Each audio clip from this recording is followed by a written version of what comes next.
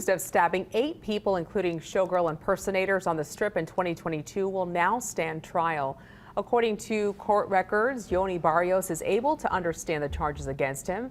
For the last 2 years, he was hospitalized after initially being deemed unfit to stand trial.